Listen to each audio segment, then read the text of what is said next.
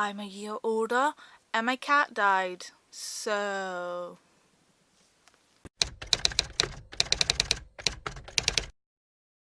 Hello strangers, I'm Ravenna, and this is my wrap up for the month of May. I've already talked about some of these books, but obviously I'm also going to be ranking them against each other in this wrap up, because I've been doing that this year. So I go from the one I like the least to the one I like the best, so leaving the best for last. Some like wrap up go stuff, kind of, because it's book relevant. So I finished my reading goal, kind of, for this year, which was to read 52 books. Except my actual reading goal is to read a book a week, so it's now 84 books I have to read to keep up with that. My video schedule is kind of like whack, because basically my cat died last Wednesday, really suddenly, so I didn't feel like editing, and I still didn't feel like editing that weekend of filming. I did write like a blog post kind of about it, so I won't say more. It messed up all my videos. So not a great end to the month of May. Like, I'm sad about it, obviously, but we're gonna stop talking about it and I'll actually get into the wrap up. But my video schedule is kind of a mess. I will try and sort it out somehow. So this month I read from 2 to 5 stars. So okay for me. So let's just get into those 2 stars. My least favourite of the month is Zombie Fugitive by Darren Shah.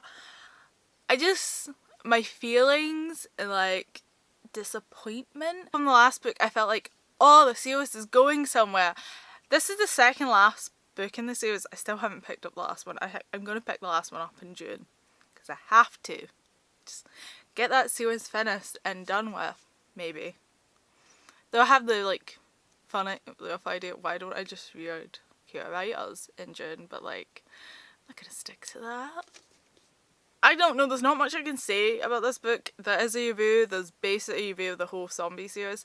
It's just what happens in this, like the big thing that happens in this is kind of like, so what? And obviously this is kind of like a middle grade series, but you know, still. So the next one's probably going to bring all the fanboys around to tell me I'm an idiot, but I didn't like V for Vendetta by Alan Moore. Yeah, this is a 2-star read for me. This is the 3rd full-length graphic novel I have read by Alan Moore. I read From Hell and The Watchmen. It doesn't help that I don't really like Alan Moore as a person. He complains a lot about his books having been made into films, like, and he complained about the V for Vendetta film, but the V for Vendetta film is so much better, and probably because a lot of the stuff that is done in this works so much better in film than in graphic novel form. Like, even with pictures, it's still visually, it looks better with like moving visual stuff, and I just like more of the visual choices that were made in the film. The characters are a lot more interesting in the film, the commentary is a lot more interesting in the film. I guess other like criticism, I don't really love the art style. Obviously this is more common for the time, for like, you know, 80s, this is quite common art style for what would be actually in. I mean, there's attempts at colouring. Mainly I don't like the characters, and also like I think that probably does contribute to why I didn't like it. There's this random Scottish gangster, which makes sense for the time.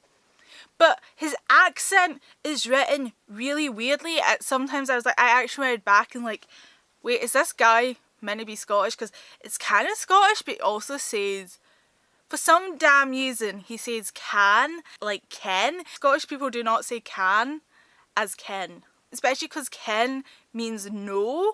And like Scots, yeah, I know, would be like, I can. It did kind of annoy me. A lot of the characters are just so fat and uninteresting in this. And even like, yeah, I'm thinking about the world this was written in, because this was starting to be written before Thatcher got into power, and you know, doing the like big fear that we were gonna get blown up because our leaders are in contempt. Well, they are in contempt. And just like thinking of like the world leaders that really affect me, like all should not be in government. Yeah.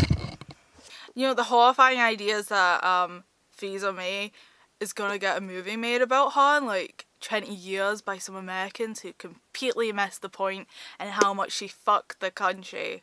Reading it, like, I do like acknowledge the time this was written and like, yeah, the sexism is of its time, but like the way people like talk about Alan Moore, I mean, it's not even like the male characters are really well defined or anything. Like, no one's well defined. Even like acknowledging the fact the main character is meant to be like mysterious and stuff, it's like, whatever. Just like watch the movie.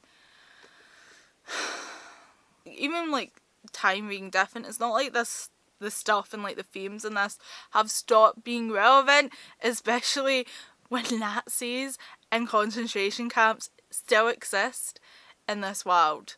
Like, still white nationalism. There's still people who think eugenics is a thing we should be following. Oh my god. We still live in a very hostile time. So this is probably going to be the last or more I read.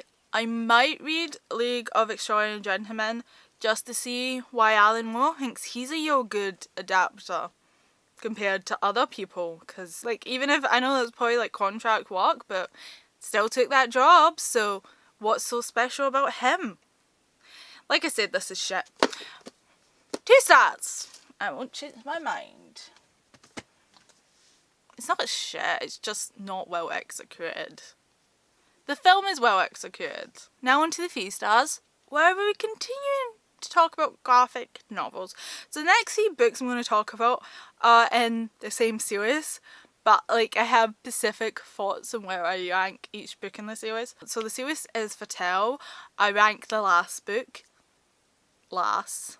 Volume 5, Cuss the Demon, like it's just 3 stars. The art style is still really cool, but like, obviously it's the last book in a series, so I won't really say more than it's just, I don't care.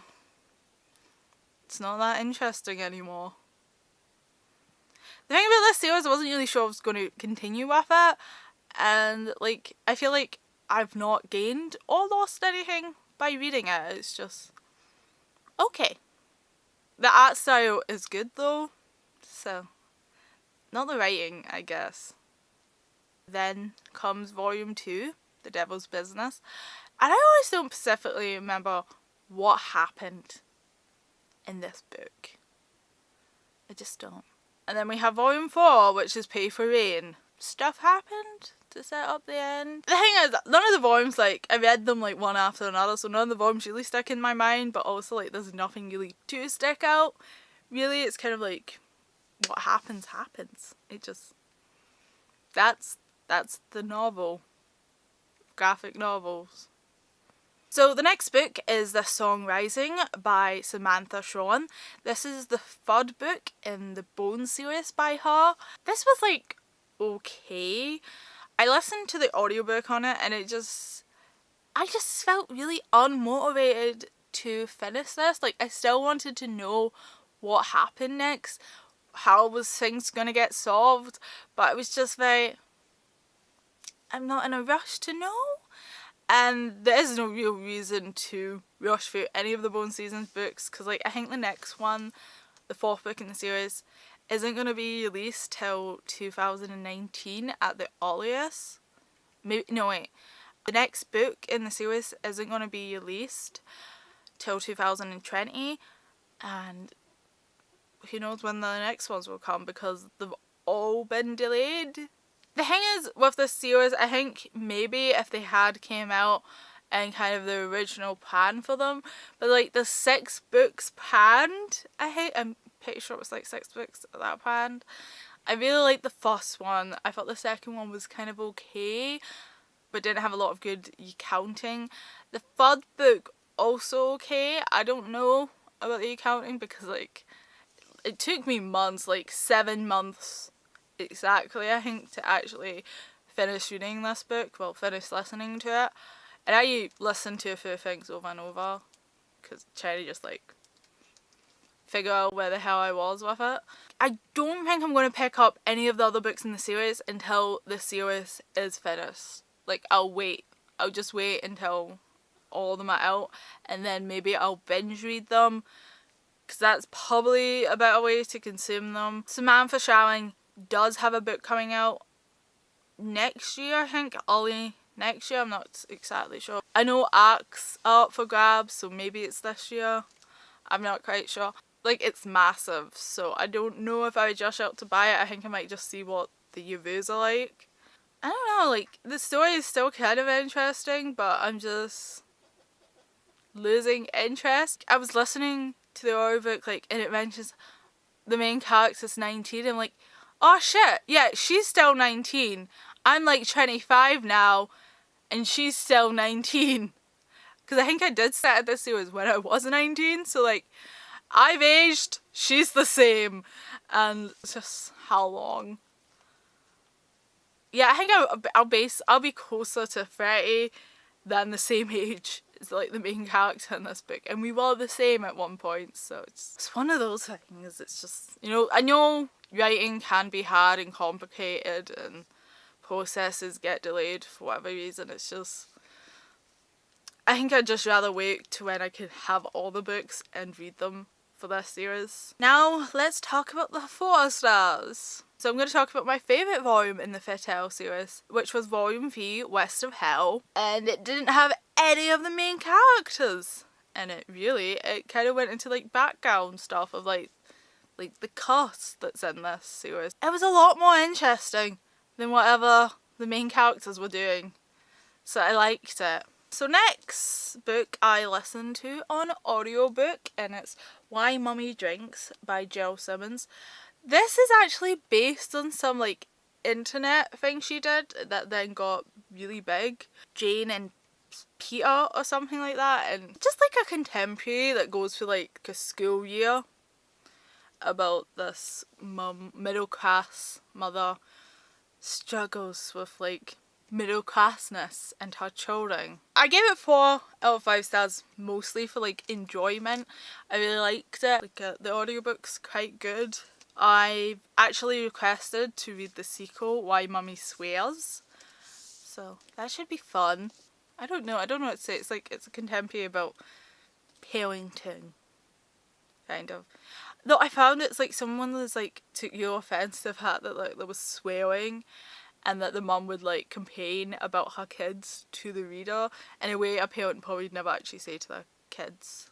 The real funny thing about this review is they started going on about all the things she says about her kids, and then it has moppets, as though moppets like a swear word or something, or an insult. I'm like, where you from? Like, moppets is kind of an affectionate term, not really said very serious nowadays, but like origin wise it's more like slight sarcasm. It's not like it's a full insult like someone might generally call their children my precious moppets. It's not an insult. She didn't call her kids muppets, which is an insult in Scotland. I also read The Creeper Man by Dawn Cutchin. There's a review of this book, and I've kind of really struggled to write the review because I wasn't really sure what to say about this book. Like The Dead House by Dawn Cutchin, there's like interesting formatting stuff going on. It's like creepy atmosphere for the whole thing.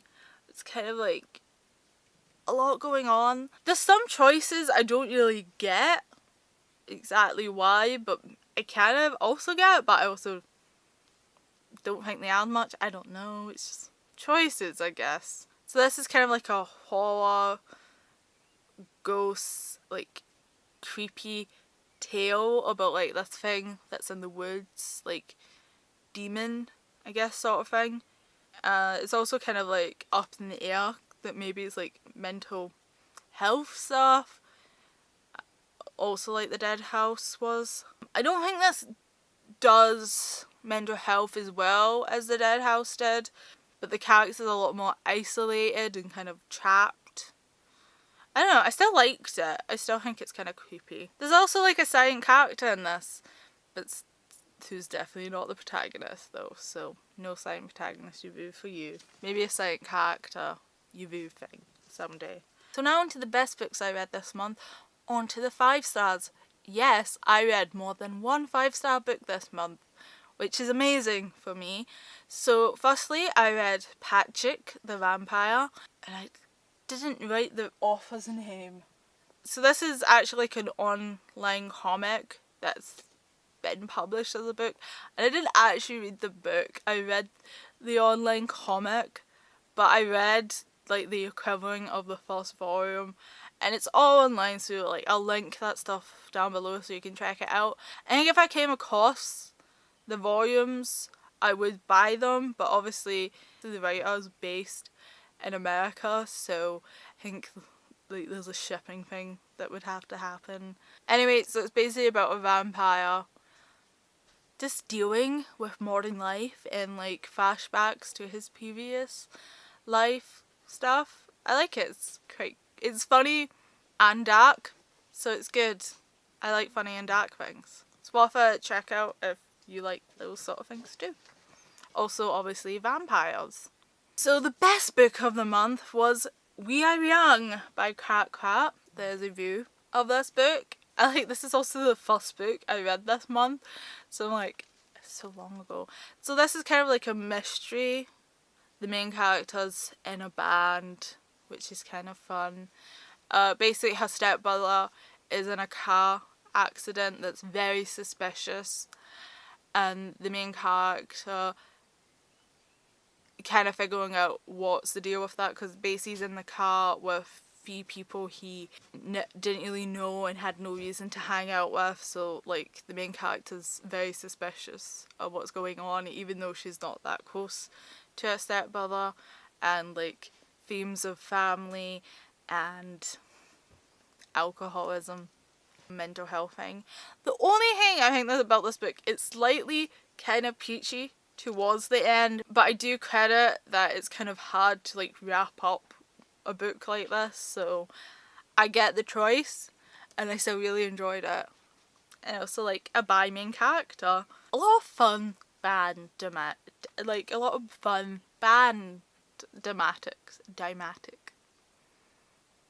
Can't say that word. Those were the books I read this month and what I thought of them. I will see you weirdos next time, where the world will be falling apart. Farewell. I continue to suck at makeup. Is it a surprise? No. Also, this makeup choice is a choice. This foundation looks bad. This looks bad. But I can't be asked to fix it. I then listened to, no I didn't,